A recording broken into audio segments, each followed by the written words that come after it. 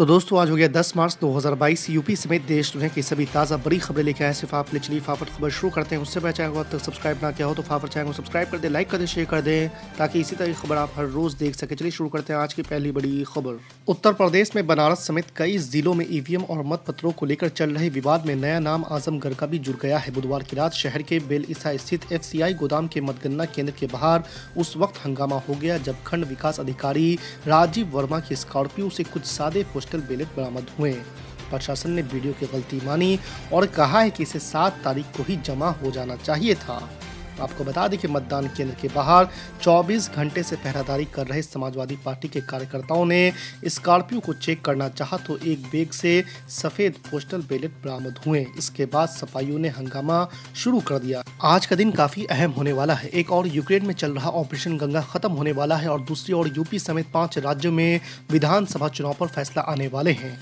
आपको बता दें कि ऑपरेशन गंगा के तहत सभी सरकारी अधिकारी गुरुवार को मिशन से लौट आएंगे और आज के ही दिन चुनाव पर फैसला आते ही ये तस्वीर भी साफ हो जाएगी कि मोदी है तो मुमकिन है या फिर नहीं। आपको बता दें कि आज उत्तर प्रदेश, उत्तराखंड, पंजाब, गोवा और मणिपुर की विधानसभाओं पर फैसला आने वाला है। 5 राज्यों में विधानसभा चुनाव के दौरान चुनाव आयोग ने कुल 85 लाख लीटर से अधिक शराब जब्त की है। जब्त की गई शराब का 70% हिस्सा अकेले पंजाब में पकड़ाया है। आपको बता दें कि चुनाव आयोग द्वारा साझा किए आंकड़ों के मुताबिक लगभग 575 करोड़ रुपए कीमत की ड्रग्स भी जब्त की गई है।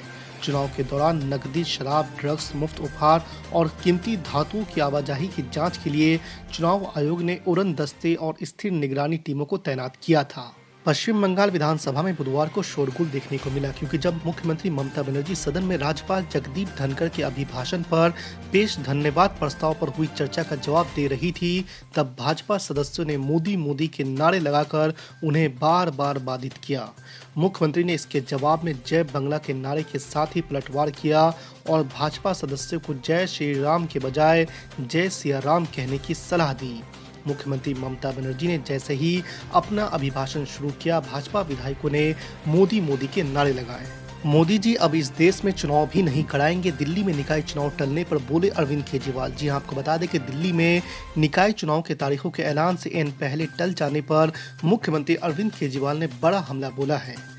अरविंद केजरीवाल ने कहा है कि चुनाव आयोग दबाव में क्यों झोंक रहा है, मोदी जी अब इस देश में चुनाव भी नहीं कराएंगे क्या। आपको बता दें कि माना जा रहा है कि केंद्र सरकार तीनों नगर निकाय को एक करने पर विचार कर रही है। असम में सत्तारूढ़ भारतीय जनता पार्टी ने राज्य में हुए नगर पालिका बोर्ड चुनाव में भारी जीत दर्ज की है। जहां भगवा पार्टी ने 80 नगर पालिका बोर्ड में से 75 में जीत हासिल की तो वहीं उसके गठबंधन सहयोगी असम गण परिषद ने 2 बोर्ड जीते हैं। वहीं निर्दलीय उम्मीदवारों ने 2 नगर पालिका बोर्डों पर कब्जा किया है और विपक्षी कांग्रेस सिर्फ 1 बोर्ड जीतने में सफल रही है। लेकिन सावधान रहें, अगर वोट दिया है तो वोट को बचाए भी तो सही। अगर ईवीएम्स खुली सड़क पे इस तरह जाएंगी, आप क्या उम्मीद करोगे। आपके बैलेट पेपर पकड़े जा रहे हैं। आपके लखनऊ में ही एक गाड़ी पकड़ी गई थी, उसके अंदर क्या क्या था। वो कहते वो तो हर गाड़ी में टूल बॉक्स होता है, तो टूल बॉक्स में इतना बड़ा हथौड़ा थोड़ी होता है कि आप ताला तोड़ दो। वोट बचाने के लिए कहीं ना कहीं हमें एक अखंड प्रहरी की तरह काम करना पड़ेगा। और अगर हमारे किसान इतने दिनों बैठ सकते हैं, अब तो 3 दिन की बात है, 3 दिन तो बैठना ही पड़ेगा, नहीं तो ये प्रशासन के लोग बैठ करके चोरी करा देंगे। और मामूली चोरी है वोट की, ये लोकतंत्र के साथ है। लोगों को ये भूलना नहीं चाहिए आपके पड़ोसी देशों में क्या हो रहा है। इसलिए मैं ये भी गाइडलाइन पढ़ना चाहता हूं कि जो ईवीएम के मूवमेंट के लिए जो मुझे जानकारी मिली है वो मैं आपसे पढ़ना चाहता हूं कि all polled EVMs and all reserve EVMs after the poll shall be under cover of arm police at all times. Reserve EVMs should also be returned at the same time when the polled EVMs are returned at the receipt center. Reserve EVMs shall not be kept in the strong room meant for polled EVMs. They shall be kept in another strong room meant for keeping reserve EVMs. It must be ensured that all reserve EVMs are also deposited in the strong room meant for reserve EVMs at the same time when the polled EVMs are deposited in the strong room meant for the polled EVMs. तो EVMs के लिए बिल्कुल clear कहा गया है कि कैसे क्या होना है। और भाई जांच भी कौन करेगा? अगर डीएम जांच करेगा तो क्या उम्मीद करोगे आप उसके लिए? इसके आगे जो पॉलिटिकल पार्टी हम तय करेंगे क्या करना है। अगर हमें कोर्ट का भी सहारा लेना पड़ेगा, लेकिन उससे पहले हम अपने पार्टी के कार्यकर्ता, नेताओं और जो हमारे सच्चे पत्रकार, सच्चे पुलिस फोर्स में लोग हैं या वो लोग हैं, उनसे भी मेरी अपील होगी कि कम से कम लोकतंत्र को बचाने के लिए आगे आए। कोर्ट से पहले मैं आप लोगों के माध्यम से अपील करना चाहता हूं, ऐसे तमाम लोग जो लोकतंत्र को बचाना चाहते हैं वो कम से कम आगे आए।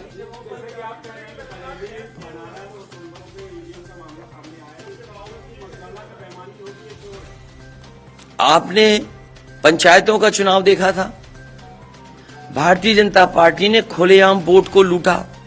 जनता को याद है महिलाओं के जो कपड़े फाड़े गए, छीने गए, महाभारत के अलावा अगर किसी ने किया तो वो भारतीय जनता पार्टी ने करके दिखाया। क्या कार्रवाई की गई उस समय बताइए? इलेक्शन जो आपका स्टेट इलेक्शन कमीशन है, शिकायतें हुई, क्या कार्रवाई हुई उनके ऊपर? क्या कार्रवाई हुई पुलिस के ऊपर? क्या कार्रवाई हुई उन लोगों जिन्होंने वोट को छीना? इसलिए मैं अपील करता हूं आपके माध्यम से, जो सच्चे पत्रकार हैं, सच्चे अधिकारी, पुलिस फोर्स, लोकतंत्र को बचाने के लोग सामने आए, जिससे लोकतंत्र बचाया जा सके।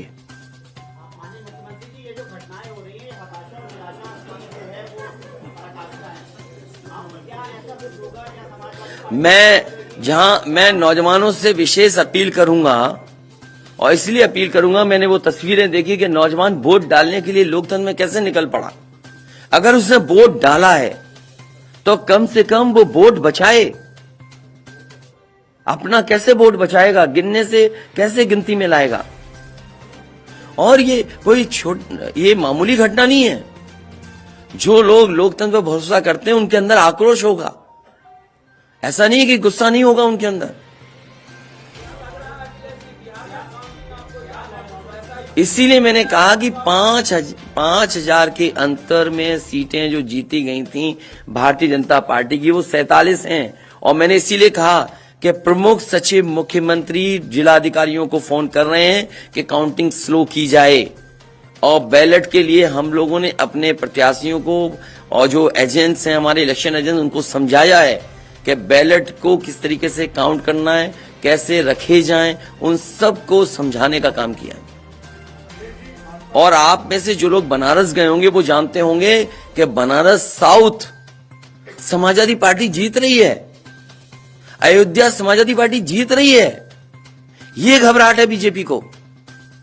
पवन पांडे जीत रहा है, ये घबराहट है।